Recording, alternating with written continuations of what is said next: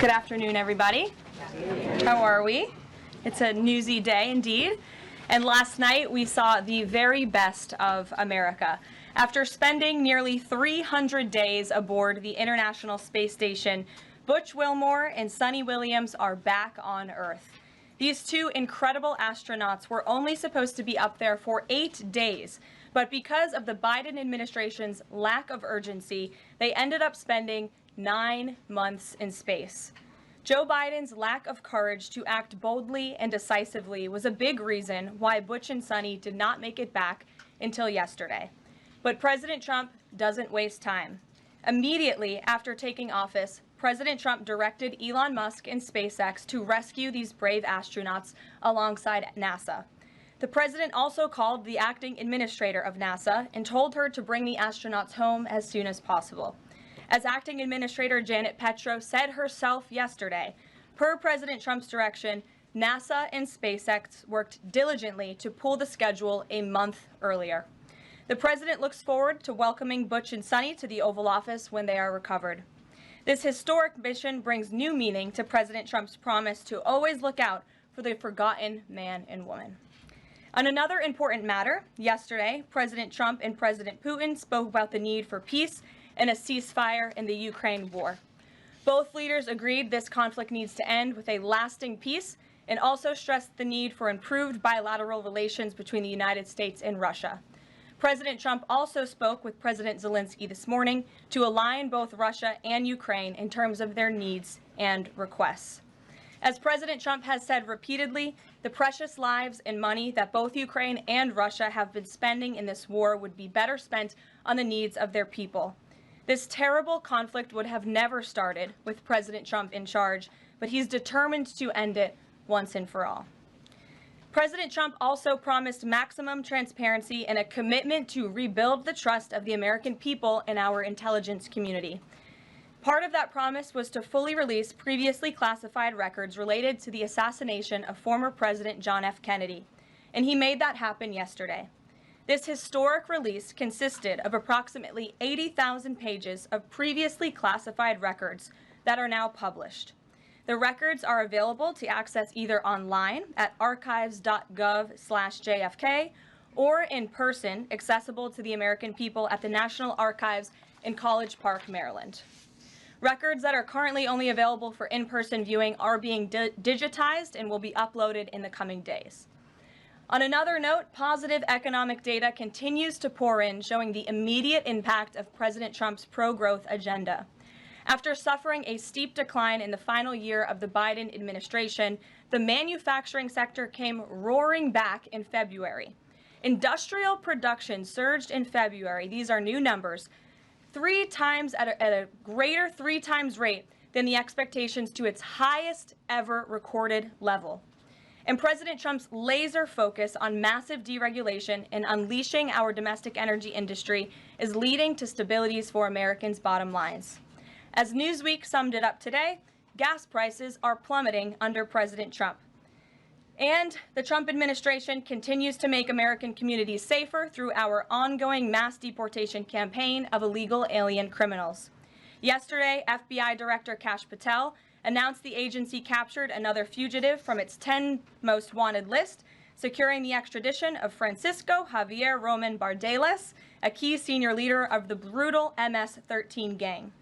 And the brave men and women of ICE also arrested a number of dangerous aliens across the country in recent days. You will see them on this screen. ICE San Francisco just arrested a citizen of Guatemala convicted of sexual battery. ICE New Orleans arrested a citizen of Ecuador convicted of rape in Suffolk County, New York. ICE Atlanta arrested a citizen of Mexico convicted of assault by strangulation. ICE Dallas arrested a citizen of Mexico convicted of assault with a firearm and rape with a foreign object. And ICE Houston arrested a citizen of Guatemala convicted of indecent sexual contact with a child in Texas. These are heinous criminal alien monsters who the previous administration allowed to flood into our country. And every time President Trump and this team deport one of them, our country becomes safer. Finally, before I open it up to questions, I want to tout how successful our efforts have been in filling out President Trump's administration. There have been a record number of 281 Senate confirmed nominations already, with another 280 in process. Here at the White House, OPM and GSA, we have filled 100% of the total number of slots. And this is a record number of placements in the first 58 days of any administration, and a testament to the caliber and the sheer quantity of talented people who want to work for President Trump to make America great again. Here in our new media seat today, we have Katie Pavlich. Katie is the editor of townhall.com, which is a subsidiary of Town Hall Media. It's a leading conservative news and opinion outlet based right here in Washington, D.C., with writers and journalists reporting around the country. Last year, Town Hall Media had 60 million unique users and 1.4 billion page views, with a broad reach on a number of social media platforms. With that, Katie, please kick us off. Thank you, Karoline. Really appreciate it. Sure. Thank you. So given the back and forth with this U.S. District Judge and the administration's use of the Alien Enemies Act, does the President plan to send new and additional flights of Venezuelan gang members, now designated as foreign terrorists, from the U.S. to El Salvador or elsewhere? Can Americans expect to see those flights sometime soon? Americans can absolutely expect to see the continuation of the mass deportation campaign that has been successfully led by this president, Secretary of Homeland Security Kristi Noem, and also our Secretary of State, Marco Rubio. Since you brought up the judges, I would like to point out that the judges in this country are acting erroneously. We have judges who are acting as partisan activists from the bench. They are trying to dictate policy from the President of the United States. They are trying to clearly slow walk this administration's agenda, and it's unacceptable. As the President said last night, we will continue to comply with these court orders. We will continue to fight these battles in courts, but it's incredibly apparent that there is a concerted effort by the far left to judge shop, to pick judges who are clearly acting as partisan activists from the bench in an attempt to derail this president's agenda. We will not allow that to happen. And not only are they usurping the will of the president and the chief executive of our country, but they are undermining the will of the American public, tens of millions of Americans who duly elected this president to implement the policies that are coming out of this White House. And then one more question. Senate Minority Leader Chuck Schumer said yesterday that he was united with Democrats in working against Americans who, quote, their attitude is, I made my money all by myself, how dare your government take my money from me? Or, I built my company with my bare hands, how dare your government tell me how to treat my customers? What is the president's response to this, given his upcoming tax agenda and need to work on Capitol Hill? Well, we certainly hope that Democrats all of a sudden are for more money in the pockets of the American public. The president has made it incredibly clear that he is committed to tax cuts. He is committed to passing a big reconciliation package later this year, ending no taxes on tips, taxes on overtime, no taxes on Social Security for our hardworking seniors. And we encourage everybody on Capitol Hill to support that when it comes to the finish line, especially Democrats who clearly need a boost from the American public right now. Their approvals are at an all-time record low. Thanks for being with us, Katie. Garrett.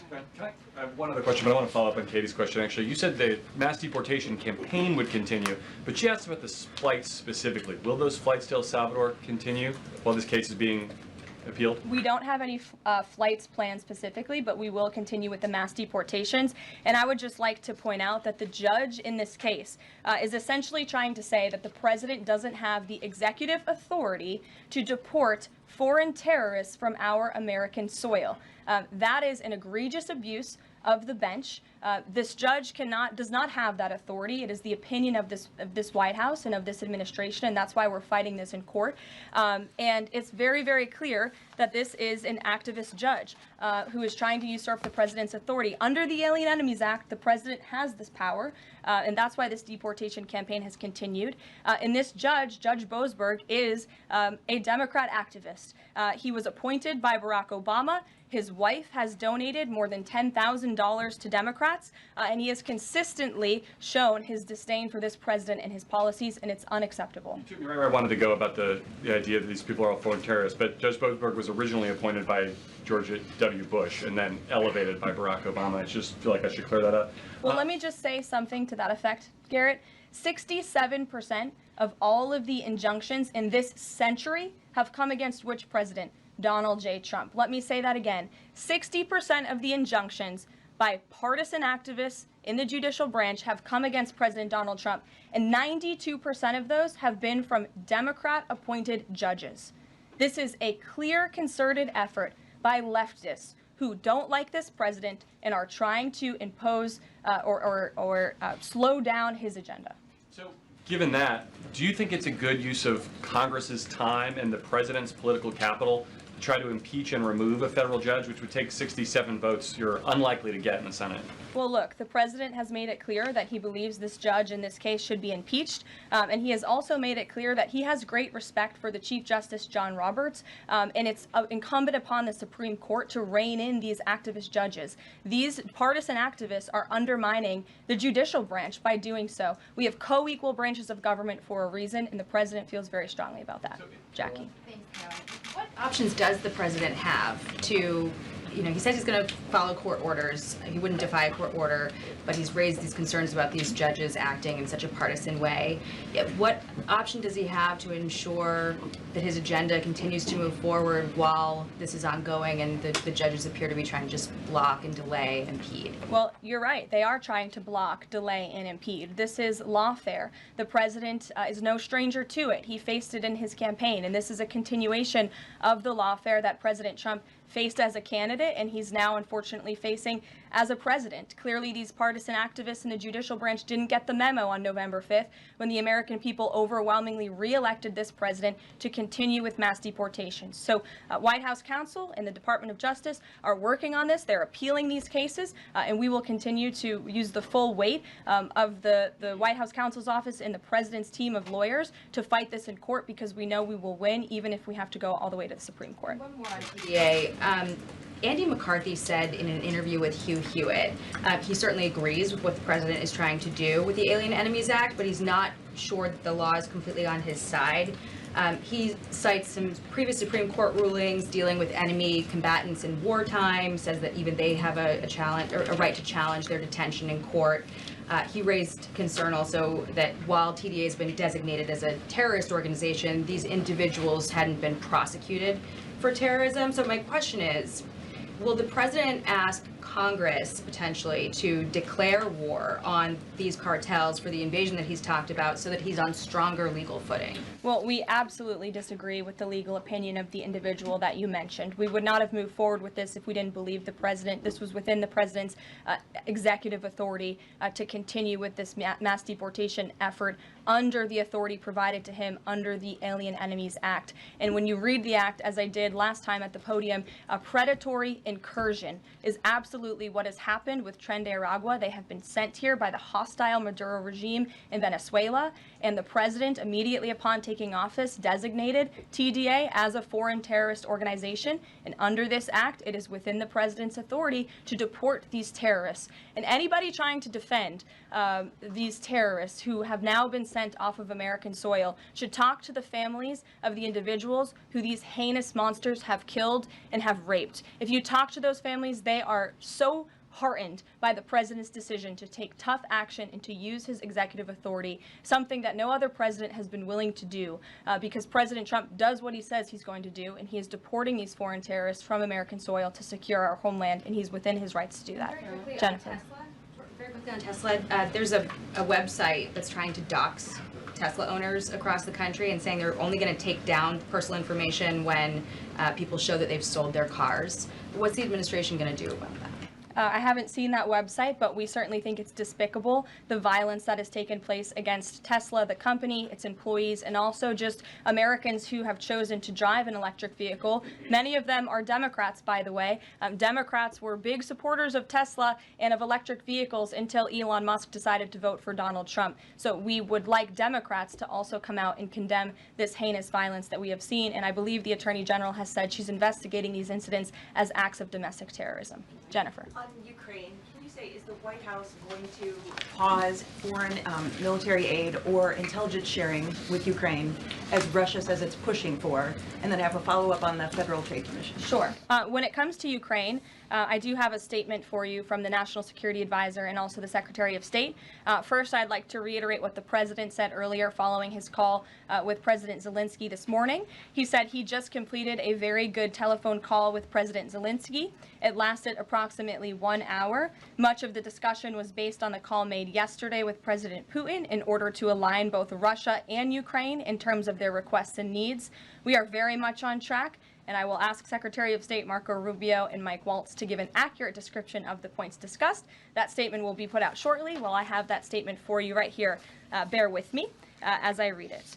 Today, President Trump and Ukraine's President Volodymyr Zelensky had a fantastic phone conversation.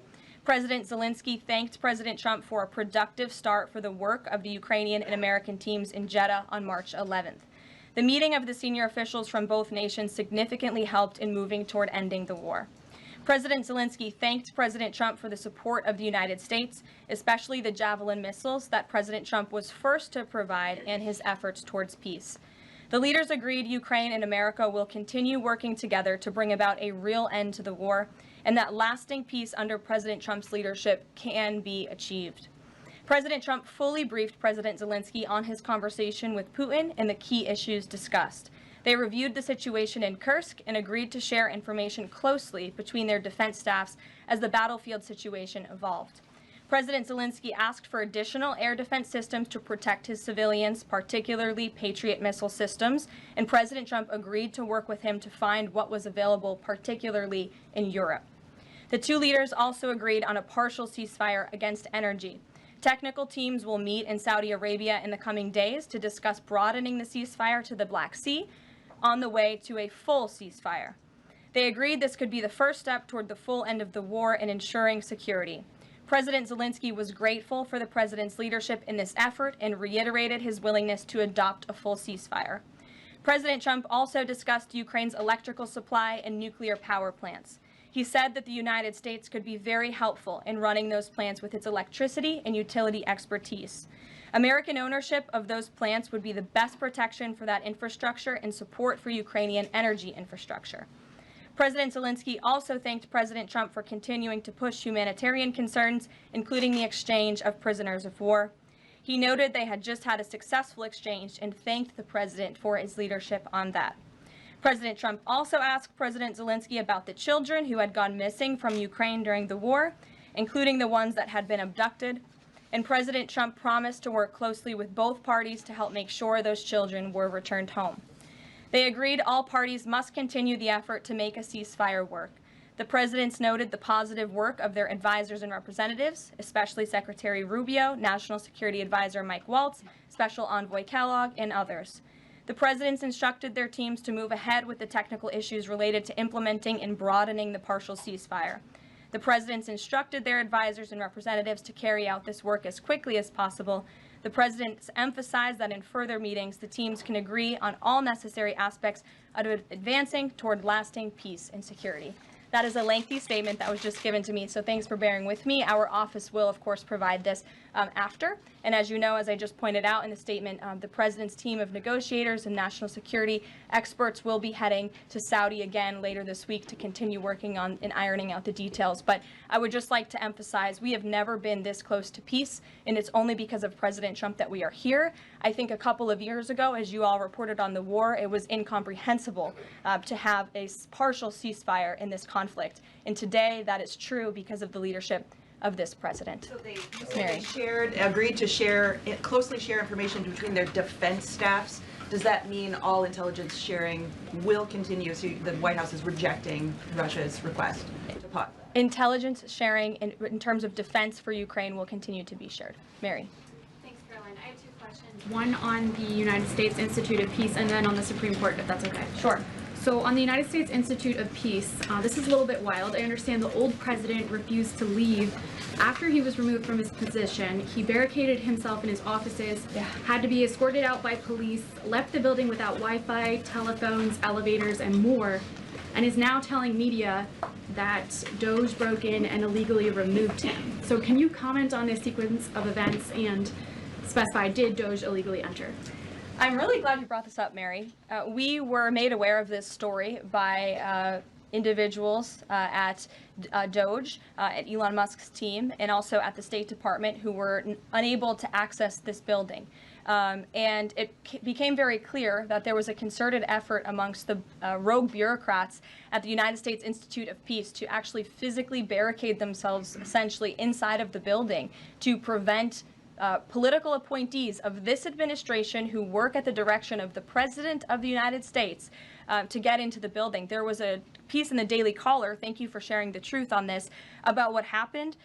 Staff contacted the MPD in an attempt to prevent Doge personnel from entering. They barricaded the doors. They also disabled telephone lines, internet connections, and other IT infrastructure within the building. They distributed flyers internally, encouraging each other to basically prevent these individuals from accessing the building. I use this to say this is what Doge and this administration is facing. It's a resistance from bureaucrats who don't want to see change in this city. President Trump was elected on an overwhelming mandate to seek change and implement change, and this is unacceptable behavior. Thank you. And just really quick on the Supreme Court, I know it's been almost 3 years now since the leak of the draft Dobbs opinion to Politico, actually. A leak which sparked protesting outside the homes of the justices and even brought on one attempted assassination attempt. I know Justice Alito said that it made the justices targets for assassination, but yet the Supreme Court has not tracked down any leaker. Does the White House have interest in finding out who that leaker was, and can you comment on that at all? I know generally speaking the president has an interest in finding leakers and he believes it's unacceptable, and it's the position of this administration. You've seen the Secretary of Homeland Security has taken tough action at her agency. Leaking is unacceptable to this president and to the leaders across the board in this cabinet, especially when it puts people in harm's way. Sure. Thank you, Caroline. A mom whose daughter was forced to change in a locker room with a biological male at school filed a complaint with the DOJ. How will the Trump DOJ deal with violations of President Trump's orders protecting women and girls like this? I would defer you to the Department of Justice on that specific case, but the president has made it incredibly clear that it is the policy of this administration that there are only two genders, male and female, only two sexes rather, male and female, and that we are not going to tolerate such behavior by men pretending to be women. The president will continue to strongly stand for the rights of women and girls, not just in sports and on athletic fields, but also in private spaces like locker rooms and bathrooms. Sure. Go ahead.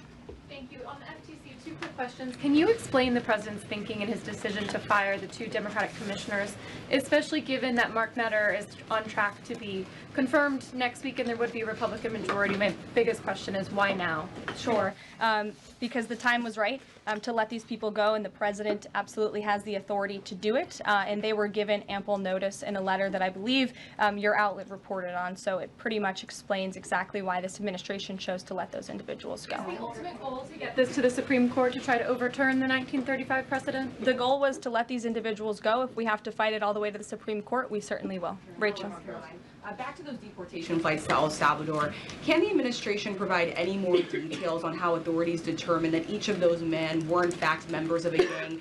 And if the White House can publish images, photos, videos of those men, why can't the administration just release basic information like their identities and names? We are not going to reveal operational details about a counterterrorism operation, but what I can assure you, as I said on Monday, we have the highest degree of confidence in our ICE agents and our Customs and Border Patrol agents who have committed their lives to targeting illegal criminals in our country, particularly foreign terrorists, and they had great evidence and indication. They have the highest degree of professionalism, and they were 100% confident in the individuals that were sent home on these flights and in the president's executive authority to do that. Follow up, I know in the last briefing you cited privacy concerns as a reason why the administration may not be able to reveal the identities.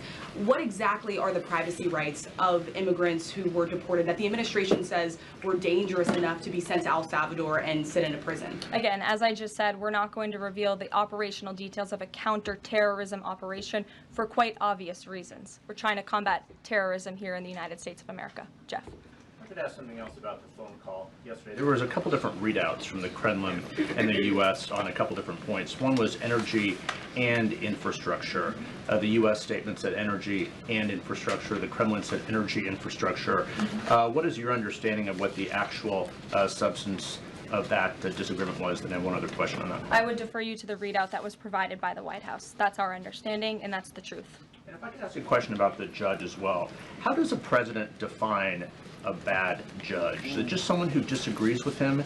And is that a dangerous precedent in this case, because this is a temporary ruling from Judge Boasberg that he could ultimately rule in your favor? Is he setting up a standard here for calling for the impeachment of a judge who may ultimately rule on your side? No, it has nothing to do with disagreeing with the president on policy. It's with disagreeing with the Constitution and the law. And it's trying to usurp the authority of the executive branch of this country. It's having baseless reasoning for these injunctions. And it's a clear effort by these judges to slow roll this president's agenda. And if you just look at the injunctions that this president has faced, deporting foreign terrorists from our homeland, hiring and firing of executive branch employees, which when the president is the executive of the executive branch. You also see an injunction by a partisan activist judge when it comes to the Secretary of Defense trying to determine the readiness of our troops and the qualifications of our troops in our armed forces. Does a single district court judge really have more authority over the Commander-in-Chief and the Secretary of Defense to determine who should serve in our United States Armed Forces? Absolutely not. Anyone who has taken a basic civics lesson can understand that, and it's ridiculous lawfare that we are witnessing. And it's I'm sorry, the president said he respects the Chief Justice here. Does he respect him specifically on this case and this opinion, or respects him overall? And has he spoken to any other Supreme Court justice? The president respects Chief Justice Roberts overall. He just expressed that to me in the Oval Office, but it's also quite clear that the Supreme Court needs to rein in these judges who are acting as partisan activists, and they are undermining the judicial branch, and it's a dereliction of duty on their behalf. Deanna, go ahead. Thank you so much, Caroline. On the call with Zelensky, did they discuss the minerals deal at all? Is that back on the table, and what do the Ukrainians have to do to get that back on the table? And then one on the Russia call as well. Again, I just provided a very lengthy readout of the call that was provided by the Secretary of State and the National Security Advisor. And now we have moved beyond the economic minerals deal. We are at a place of peace. We're at a partial ceasefire, and we're moving towards a full ceasefire and a long-standing peace in this conflict. And that's great news for the American public. Kremlin readout mentioned that Trump and Putin spoke about potential U.S.-Russia hockey games. And the Kremlin readout also said that Russia wanted the U.S. to stop U.S. intelligence and U.S. funding to Ukraine. The president has said that that conversation did not happen. Just wondering if you can get us any more clarity on that. And also, again, if it's energy infrastructure or if it's energy and infrastructure, because I think there is a big difference between that. Again, as for the readouts of the call, I would defer you to ours. And when it comes to the topic of hockey, it did come up. However, we're more interested in securing a peace deal than scheduling hockey games right now. Sean. Hey, about the deportation flight. So was it the president himself who directed the planes to stay in the air after the judge ordered them to turn back? The president invoked the Aliens Enemies Act with a proclamation, which then directed the Department of Homeland Security and the Department of State to move forward with the plan of action. And as I said yesterday, all of the planes that were subject to the judge's written order took off before the order was submitted in court. I was asked and answered that question multiple times yesterday. Kate, go ahead. Is the president still considering pressuring Russia with sanctions or tariffs to try to get a full ceasefire? And is there any kind of deadline or timeline that the White House has in mind for when that pressure might ramp up? Again, the president had a nearly 2-hour-long call with President Putin yesterday. We provided a readout of that call, and we have his negotiating team heading to the Middle East this week to continue these discussions in regards to sanctions and any other details. I'm not going to give a readout of those from this podium. And on TikTok, is Oracle the leading contender for a deal? And would the U.S. back a deal that keeps TikTok's algorithm and the underlying technology still in Chinese hands? As President Trump does so well, we don't get ahead of ourselves when we are in the midst of the art of the deal. So when the president and this team are ready to announce a deal on TikTok, which is a high priority for the president, we will make that known. I've seen that reporting, but I'm not going to comment on it just yet. Sure, go ahead. Thank you, Press Secretary Leavitt. Some prominent Trump supporters have been making the case that Derek Chauvin deserves a pardon. They argue that he did not receive a fair trial. Joe Biden and other Democrats actually implied that he was guilty while the trial was going on. BLM rioters had these jurors under immense threat and pressure. Mainstream media, frankly, many news outlets here today are complicit here. They chose to ignore the autopsy report. They chose to ignore the full body camera footage. They decided to slander Derek Chauvin as a racist cop instead. Does the administration believe Derek Chauvin received a fair trial, and will they consider a pardon moving forward? The president has been asked and answered this question. He said it's not something he's considering at this time. Philip. Thank you. Two questions. First, just a follow-up on the readouts from those calls.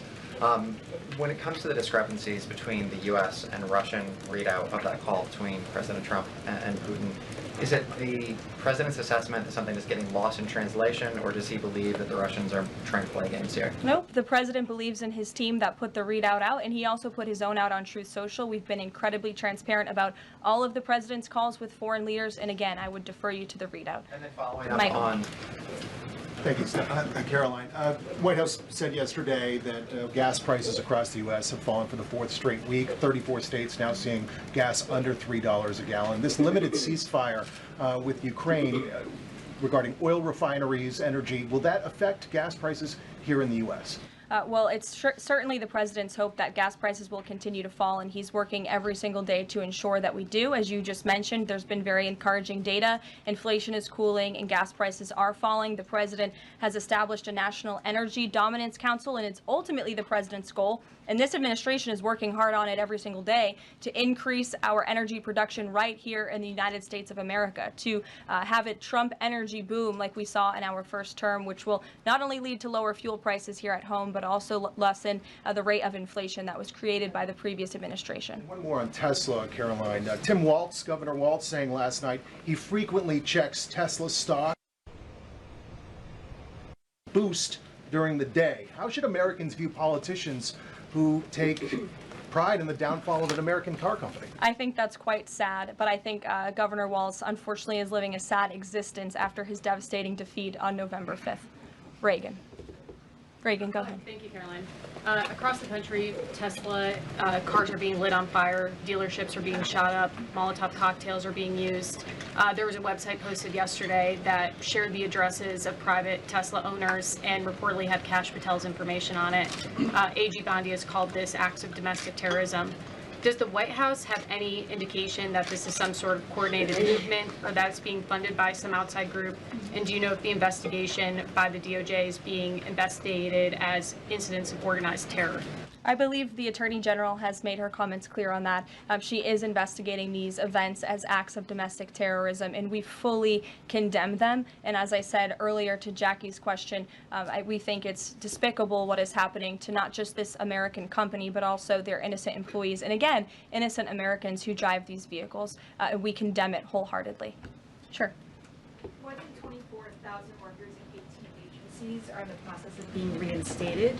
What is your message to these workers, and can you assure them they won't be fired again as the administration directs agencies to do more layoffs? Well, the administration is complying with the court's order. Again, as I have spoken about repeatedly, we think it's despicable that we have judges acting as judicial activists, partisan activists, trying to dictate who the President of the United States, the executive of the executive branch, can hire and fire. We have never seen anything like this. We are fighting this in court, and we will continue to fight it all the way to the Supreme Court if we have to. And as for federal employees, it's been the very common sense position of this president and the administration that bureaucrats here in Washington, D.C. need to show up to the office just like the rest of America. Middle-class Americans, from doctors to business owners to teachers to law enforcement officers, have to show up to their offices every single day. And the president has made it a clear priority that people in this city have to do the same. And we are also continue to be committed to reducing the scale of our workforce and to reducing the size of our federal bureaucracy here in Washington, D.C. to save taxpayers' money.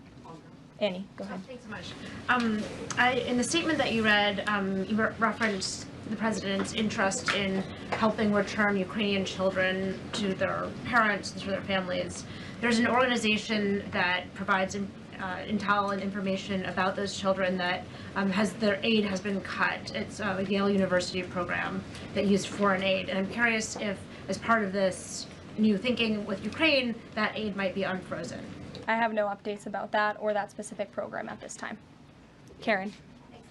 Follow up on your answer to the question on the minerals deal. You said that the White House has moved beyond the minerals deal. What does that mean? Is that no longer on the table? Nope. It means the minerals deal was that first set of framework that you all saw in that very public meeting with President Zelensky and President Trump in the Oval Office. We are now focused on a long-term peace agreement. As you know, on that deal or that meeting between President Zelensky and President Trump, the Ukrainian president at the time wasn't talking about a greater peace deal. We are now at that place where we are talking about that. So we've moved beyond just the economic minerals deal framework, and we're looking at a lasting ceasefire. Right now we're at a partial ceasefire, but again, the president is sending his highly skilled, intelligent, and experienced team to Saudi Arabia later this week to continue fighting for peace in this conflict. And I would just reiterate one more time, we have never been closer to peace than we are today.